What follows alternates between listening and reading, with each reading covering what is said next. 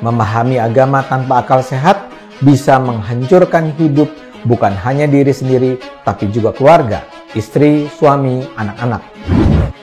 Alhamdulillah, mungkin ya sekarang ini momennya hijrah atau juga momennya sekarang ini banyak yang tercerahkan. Sekali lagi mungkin juga jika teman-teman ingin menularkan Islam ke teman-teman yang lain, berarti menebarkan salam atau menebarkan cinta. Saya ingin bicara tentang fenomena hijrah. Saat ini semakin banyak kita mendengar kampanye hijrah. Maka sudah tepat kita berada di jalur yang tepat, dan yang satu lagi yang perlu kita lakukan adalah bagaimana dampak sosial kepada umat muslim di luar sana yang perlu kita lakukan. Yang menjadi model dari keberhasilan hijrah adalah para artis terkemuka yang meninggalkan dunia keartisannya. Dalih yang sering disampaikan adalah mereka berusaha mensucikan diri dari dunia lamanya yang bergelimang dosa. Harus dirubah dulu gitu. Kalau kita fokusnya dunia, ya memang sudah setengah umur saya menjalani dunia, tapi kok kayak ada yang nggak jadi apa-apa. Mereka seperti memutus hidup dari masa lalu yang kelam. Sebagian dari mereka aktif mendakwahkan keutamaan hijrah. Dan mereka dengan meyakinkan menyatakan setelah mereka memutuskan untuk berhenti dari profesi keartisan, rezeki tetap mengalir deras. Yang masih terganggu akidahnya karena permasalahan keuangan dan lain sebagainya, kemudian itu menggoyahkan keimanan dan lain sebagainya. Maka ketika hijrah, ketika belajar, ketika kita mendapatkan ilmu, juga ada dampak sosial kepada masyarakat lain yang harus kita lakukan. Mereka bahkan lazim menampilkan kekayaan yang mereka miliki. Dengan kata lain, mereka ingin menunjukkan bahwa bila umat Islam memutuskan untuk berhijrah dari masa lalunya yang ternyata diketahui bertentangan dengan perintah Allah, sebagaimana yang diajarkan para ustadz mereka, Allah akan menjamin kesejahteraan mereka.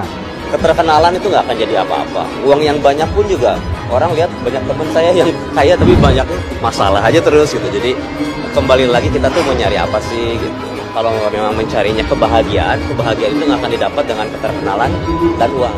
Mereka seperti menunjukkan mereka rela meninggalkan dunia hiburan yang menyenangkan dengan menawarkan kekayaan berlimpah demi mendapat keridhaan ilahi. Bagaimana kita tahu ini adalah jalan yang menjauh dari Allah? Kalau dalam kasus hijrah Nabi Muhammad sih kondisinya sangat jelas. Umat Islam ditindas di Mekah, maka mereka pun pindah ke Madinah. Untuk teman-teman yang lain yang mungkin sekarang ini masih belum menemukan kenapa saya harus hijrah gitu, banyak hal tentunya juga yang menjadi tolak ukur kita gitu. Segala hal yang tidak bergerak ke arah yang lebih baik maka tidak akan menaikkan value-nya. Air aja kalau nggak kemana-mana akan keruh. Mereka kan bisa saja tetap bergerak sebagai artis, tapi artis yang santun, tidak minum alkohol, tidak pakai narkoba, tidak free sex. Tapi masalahnya mereka berhijrah itu karena alasan yang lebih mendasar. Rasa ini ingin kami bagi sama hadirin sekalian, bahwa ketika kita sudah belajar, ketika kita sudah bergerak ke arah yang lebih baik, hijrah begitu, maka jangan berhenti hanya pada diri kita, jangan berhenti hanya pada keluarga kita, tapi lihat umat muslim yang lain bagaimana nasibnya. Karena berprofesi sebagai artis adalah haram, ya mereka harus memutus sekali keterkaitan mereka dengan dunia hiburan. Syukurlah mereka ternyata tetap survive dan bahkan menyatakan jauh lebih makmur sekarang. Saya nggak tahu ya sumber penghasilan sekarang mereka apa, tapi yang jelas mereka makmur. Kalau pekerjaan untuk dunia itu bisa dicari.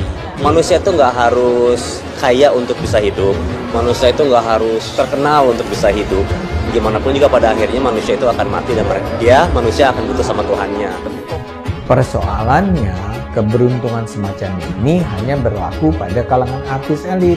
Ini tidak berlaku pada kalangan lain yang meniru pilihan untuk berhijrah tersebut. Kalau misalnya sama-sama baik, pilih dari produk-produk yang dikaryakan atau diproduksi oleh umat muslim. Sekarang udah ada perbankan, pilih yang syariah ketimbang yang konvensional. Mereka juga termakan dengan gagasan bahwa Allah akan menjamin rezeki pada mereka kalau mereka berani mengambil keputusan untuk berhijrah walaupun itu terasa pahit. Selamat itu bukan di dunia, yang terpenting adalah selamat di akhirat. Jadi perhatikan setiap gerak-gerik kita. Hasil itu bukanlah ketentuan kita, itu Allah semua.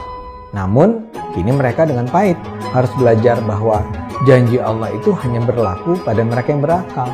Yang tidak berakal, ya tanggung sendiri akibatnya. Teman-teman tapi harus berjuang.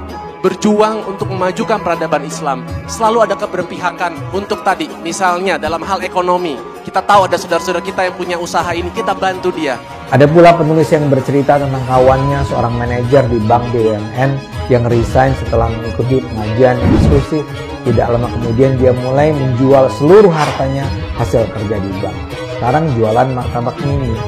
Anak-anaknya dipindahkan sekolahnya ke sekolah yang dikelola kelompok pengajiannya. Akhirnya tragis, dia jatuh bangkrut, sakit jiwa. Data BNN itu sekitar 5-6 juta pengguna narkoba di Indonesia. Pertanyaannya, ada nggak orang Islam di situ? Pasti ada. Sekarang bagaimana tugas kita untuk merangkul mereka? Berapa banyak anak-anak muda yang mohon maaf misalnya hamil di luar nikah? Ada nggak umat muslimnya? Ada. Sekarang bagaimana tugas kita untuk merangkul mereka? Sekarang kita kembali ke kasus para selebritis yang hijrah itu. Apa sebetulnya yang mereka anggap sebagai dunia penuh kemaksiatan? Kalau kasusnya itu untuk menghindari perilaku seks bebas atau obat-obatan, tentu saja itu baik. Dengan menutupnya pintu musik dan industri musik, kalian itu menutup banyak hal yang sifatnya mudarat. Di sini Roma Irama berbicara, aku mau bicara soal musik. Karena ketika musik itu kalian nggak lakukan, otomatis kalian tuh menutup pintu khamar, pintu rokok juga, terus bercampur dengan wanita. Namun kan cara terbaik untuk melakukannya ya tidak perlu dengan sama sekali meninggalkan dunia hiburan. Karena perilaku negatif itu walau mungkin banyak ditemukan di dunia hiburan, tidak sendirinya dong adalah sesuatu yang inherent tertanam di dalam dunia musik, film, sinetron, televisi, dan seterusnya. Katakanlah musik bisa menjadi haram dan apabila musik itu menjauhkan manusia daripada Allah Subhanahu wa Ta'ala, apabila musik itu melalaikan ibadah. Mereka kan bisa saja tetap bergerak sebagai artis, tapi artis yang santun, tidak minum alkohol, tidak pakai narkoba, tidak free sex. Tapi musisi yang akan dikedepankan menjadi pintu pembuka maksiat itu. Dia bisa menjadi harus ketika musik ini bisa membawa kepada kemaslahatan. Ketika musik ini bisa membawa manusia lebih dekat kepada Allah. Karena bagi saya nggak bisa membanggakan, ya Allah dulu saya ini menciptakan banyak fans, terus banyak lagu. Di hadapan Allah, pada akhirnya itu nggak bisa meningkatkan derajat saya. Terus goblok meneh. Goblok. Soalnya napa ngajine mboten teng pondok pesantren, tapi ngajine namung tabayatu YouTube. Makanya waktu belajar dikasih tahu, ini kamu belajar Islam harus ada sanadnya. Ini juga ya, betul, saya belajar jangan-jangan bisa ditipu sama guru saya gitu. Goblok karena ya dulu kolan. Tentang betapa berbahayanya memahami agama secara sempit. Berusaha menjadi lebih beriman tentu saja baik, tapi tanpa dilandasi dengan pemahaman agama yang cukup dan tidak dilandasi akal sehat, hasrat hijrah ini justru bisa menghancurkan. Kayak waktu Raja Salman ke Indonesia, pakai pesawat pribadi, sampai untuk tangga turunnya dibawa dari Arab. Karena apa? Takut dia minjemin uang ke Indonesia, kemudian dia dapat dosa karena pakai tangganya. Wow. Mobilnya dia harus beli sendiri, bawa sendiri. Karena nggak mau spesial pun memberatkan yang dipinjemin. Lucu memang. Tapi begitulah model gerakan artis hijrah seperti yang sering dikumandangkan Arie Untung dan kawan-kawan artisnya. Sampai sesimpel itu, which is kita belum bisa ngejalanin seperti itu, gitu. Iya. Which is gini, gue udah meninggalkan riba mungkin udah 3-4 tahun. Oke. Alhamdulillah ya, rezeki malah lebih enak buat gue, lebih santai hidup gue. Dan apa namanya, nggak di push, nggak ngerasa kayak waduh banyak anak ini segala macam. Raja Salman turun pakai eskalator itu karena faktor usia dan kesehatan. Please deh. Kalau contohnya riba dengan menggambarkan kedatangan Raja Salman, cukup saya katakan tidurmu kurang malam, mainmu kurang jauh, temenmu kurang banyak, kopimu kurang kental. Apa ya? Nggak make sense banget gitu loh. Contohnya Raja Salman. Menurut saya sih kalau urutannya berubah jadi CBA itu akan lebih tenang karena Allah nggak akan pernah berubah kemana-mana. Makanya untuk mempermudah cari teman-teman atau kumpulan-kumpulan yang mengarah ke kebaikan gitu ya. Bahwasanya Arie Untung ini adalah artis hijrah yang dulunya dia ini bisa dikatakan pernah masuk dalam dunia hitam. Yang mana ya begitulah kalau dibaca dari rekam jejaknya ya kan.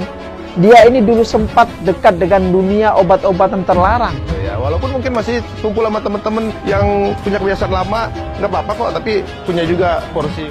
Suka tidak suka, begitulah fenomena yang terjadi di negara kita. Nah, tapi itu bukan menjadi sebuah azas harus bunuh diri gara-gara masalah itu. Ya, banyak fikih-fikih yang ibaratnya fikih itu kayak semacam lu ketika transaksi perbankan, transaksinya dengan bank konvensional. Karena servisnya cuma ada di situ. Dan itu diperbolehkan, nggak dosa. Tetapi ketika bicara tentang agama, pemahaman mereka terlihat begitu dangkal. Bahkan mereka menggunakan analogi-analogi yang sebenarnya nggak nyambung dengan situasi. Ya sebenarnya gini, bank itu nggak haram. Bank itu nggak haram. Yang haram itu transaksi ribanya. Which is sekarang ini ketika dia bilang jangan ambil riba segala macam. Men, ini di 2020 keuangan syariah itu naik 10%. Konvensional cuma 8%. Lu mainnya kurang jauh. Bukan Arie Untung yang nggak tahu apa-apa, tapi sok taunya luar biasa. Ternyata pemahaman mereka tentang agama itu sangat dangkal. Tapi mereka dengan gagah berani menyuarakan tentang pikiran mereka yang mereka balut dengan agama ke publik.